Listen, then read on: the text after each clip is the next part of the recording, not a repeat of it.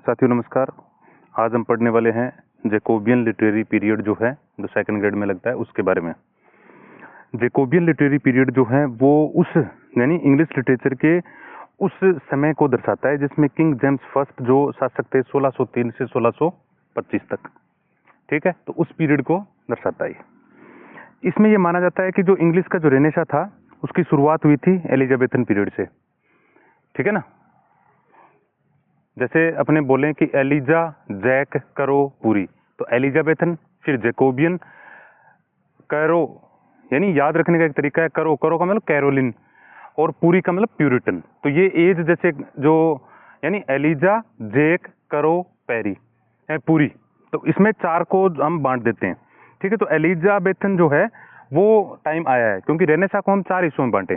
तो क्या ट्रिक याद रखनी है, एलिजा जैक करो पूरी, ऐसे याद रख लोगे आप, ठीक है।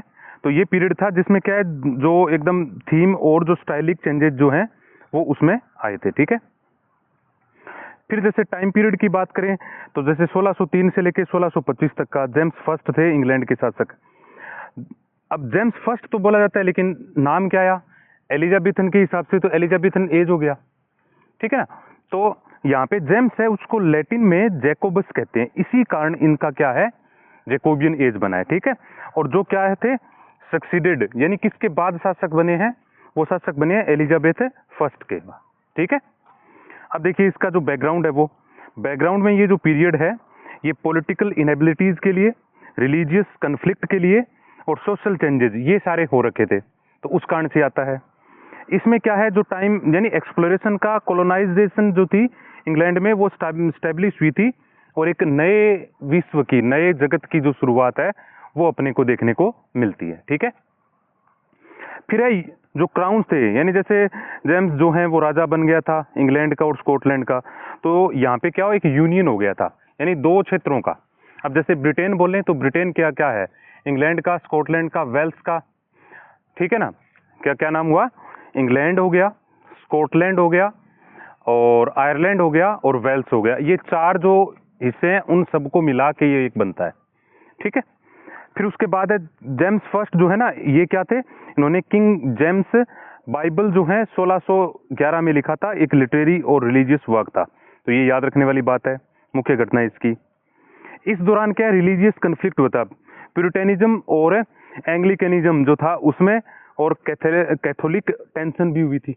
ये सारी चीज जो है वो अपने को देखने को मिलती है किसमें, जैकोबियन पीरियड में, ठीक है। फिर जैसे यहाँ पे देखें पॉलिटिकल अनरेस्ट आया था इसमें, जो धरातलीय स्वरूप ही था लेकिन शुरुआत हो चुकी थी। और फिर इंग्लैंड में क्या होता है, जो सिविल वॉर यानी स्थानीय लोग जो हैं वो आपस में क्या है, जैसे सामान्य जो जनता है वो युद्ध लड़ने लग गई, सिविल वॉर उसको बोलते हैं, ठीक है। उसकी शुरुआत हो गई थी, यानी जनता आपस में ही लड़ने लग जाए तो वो सिविल वॉर बोलते हैं। इसमें प्रभाव था रेनेसा का, जैसे ह्यूमैनिज्म जो हुआ था वो एकदम जैसे शुरू हुआ था वो बेकार चला गया, स्केप्टिसिज्म और काइनिसिज्म, उसके बाद डार्कनेस ग्रो इन टोन, और ये सब कुछ चीजें जो थी वो एकदम स्तर में थी। थीम की बात करें तो जो थीम था जैकोबियन लिटरेचर का वो धीरे धीरे क्या है डार्कर होता जा रहा था, किस कारण से, ह्यूमन नेचर का, फोकस ऑन रिवेंज यानी बदलाव की बात थी, बदलाव की नहीं बदले की बात थी। इस कारण से एम्बिशन और सुपरनेचुरल पावर जो है वो काफी आने लग गई थी, जादू टोने वगैरह जो शुरुआत हो चुकी थी, ऐसे जो बात है वो। करप्शन ऑफ पावर, ताकत के दौरान वो करप्शन करने लगे, मोर्टलिटी और डेथ यानी मृत्यु की बार, यानी जैसे मरने मारने पे लोग उतारू थे, रिलीजियस डाउट थे यानी जैसे धर्म संबंधी संदेह आने लग गए, रिवेंज और जस्टिस था, ह्यूमन वीकनेस और सीन यानी पाप थे, इल्यूशन और रियलिटी, इल्यूशन वर्सेज यानी भ्रम और वास्तविकता में काफी बदलाव था। तो ये सारी चीजें जो है वो थीम था उसका, ठीक है। राइटिंग स्टाइल जो है वो ज्यादातर जैसे कॉम्प्लेक्स लैंग्वेज लिखा करते इसमें, जिसमें प्लॉट जो था वो काफी इंट्रिकेट होता था, जटिल हो जाता था। ऐसे राइटिंग स्टाइल में ड्रामेटिक इंटेंसिटी थी और इमोशनल डेप्थ होती थी, ठीक है। लिटरेरी फीचर्स की बात करें तो डार्कर थीम होते थे, ठीक है ना। एलिजाबेथन पीरियड में भी डार्कर थे लेकिन उससे ज्यादा डार्कर इसमें आ जाते हैं, करप्शन के, डेथ, बेट्रेल यानी जैसे बदलाव, बदले की भावना जो थी, रिवेंज वगैरह यानी विश्वासघात और बदला जो था वो इसमें दिखाई देता है।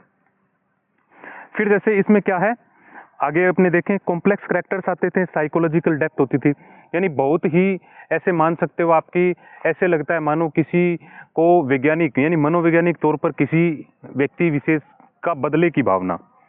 सटायर थी और काइनिसिज्म था वो सामान्य हो गया था। इंटरेस्ट जो थे मेटाफिजिकल पोइट्री माने लग गए, मोरालिटी प्ले जो है वो दिखाई देने लगे। ट्रेजेडी फ्लोरिस्ट करती थी, स्पेशली यहाँ पे रिवेंज ट्रेजेडी जो थी वो ज़्यादातर आपको दिखाई देती है। ठीक है, इसके बाद जैसे स्ट्रॉन्ग बाइबिलिकल और क्लासिकल रेफरेंस जो हैं वो दिखाई देते हैं। Decadence of court life often depicted, और जैसे डिकेडेंस जो थे कोर्ट लाइफ के उसके बारे में आपको पता चलता है। लैंग्वेज अगर अपने देखें इसमें, तो लैंग्वेज की बात ये होती है कि अर्ली मॉडर्न इंग्लिश है वो लगातार थी। स्ट्रॉन्ग रेट्रिकल स्टाइल, यानी जैसे रेट्रिकल स्टाइल मतलब जिसमें वो बात पूछी जाती जो लिसनर को और स्पीकर दोनों को पता हो। मेटाफर्स काफ़ी अच्छे से काम में लिए गए थे। बाइबिलिकल इन्फ्लुएंस से, जैसे किंग जेम्स ने जो बाइबल लिखी थी उस कारण से लैटिन और क्लासिकल रेफरेंस जो थे वो सामान्य हो गए थे। अब इसमें लिटरेरी डेवलपमेंट जो हुआ था, ड्रामा जो है वो अपनी पीक पे था, जिसमें ट्रेजेडीज और डार्क कॉमेडीज थी। ठीक है, पोइट्री जो थी वो मेटाफिजिकल स्टाइल में होने लगी, बियॉन्ड द वर्ल्ड, यानी जो सामान्य बात अपने देखे, जैसे अपने बात करें जैसे जॉन डन ने लिखा है ना, जॉन डन ने जैसे शैडो लिखा है, तो उसमें हम समझते हैं कि हमारी समझ नहीं पहुंच पाती, एल्गोरिकल बात होती है, दिखता कुछ है होता कुछ है।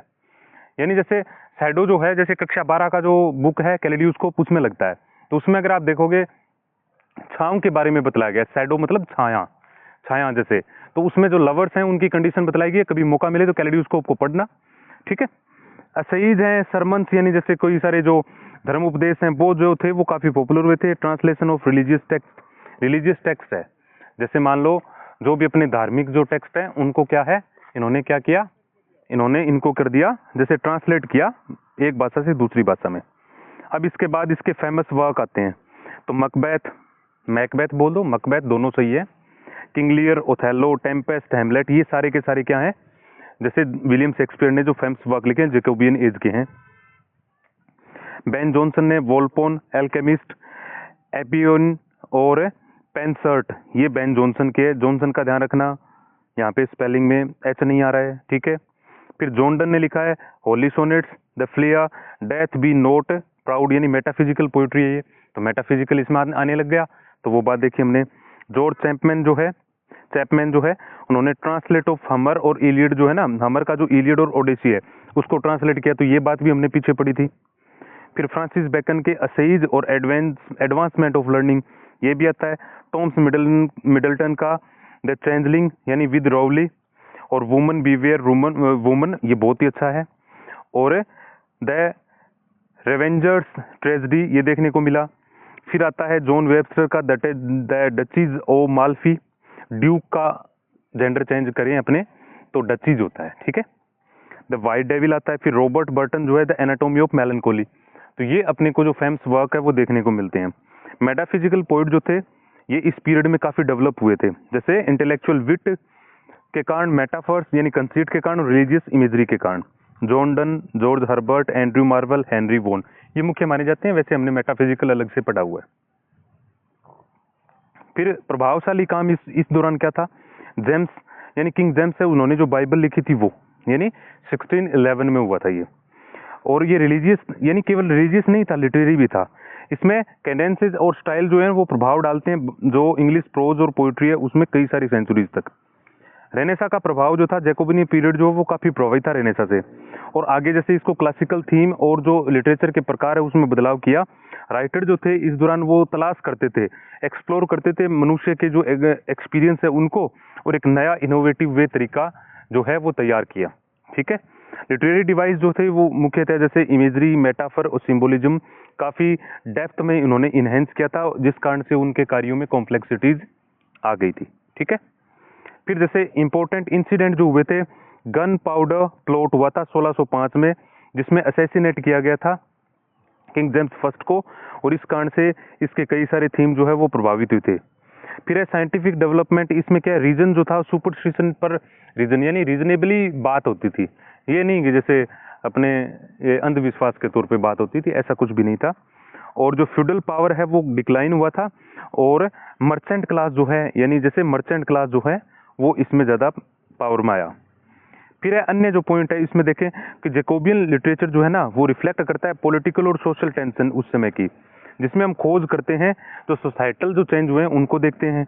इस पीरियड में क्या है, पॉपुलर फॉर्म जो थी वो रिवेंज ट्रेजेडी इन प्ले, यानी जो रिवेंज ट्रेजेडी है ना प्ले में, वो काफी पॉपुलर हुई थी, ठीक है। और उसके बाद जैसे पतन की बात करें तो कैरोलिन एज जो थी वो इसके बाद आने वाली थी और वो चार्ल्स फर्स्ट में थी, तो इसमें बदलाव था। और उसके बाद पॉलिटिकल और रिलीजियस जो टेंशन है वो क्या है, सिविल वॉर में चेंज हो जाती है। इसके बाद देखिएगा भाई, ये अपना चैनल है, इस चैनल को आप सब्सक्राइब करिएगा, ज़्यादा से ज़्यादा शेयर करिएगा, ठीक है। ये चैनल का नेम है पूरा एवरीथिंग हैप्पी, ठीक है। इसी प्रकार से लोगो लगा हुआ है, ठीक है। तो भाई ज़्यादा से ज़्यादा आप लाइक करिए, कमेंट करिए, शेयर करिए और इसको सब्सक्राइब भी करिए, ठीक है। Thank you very much.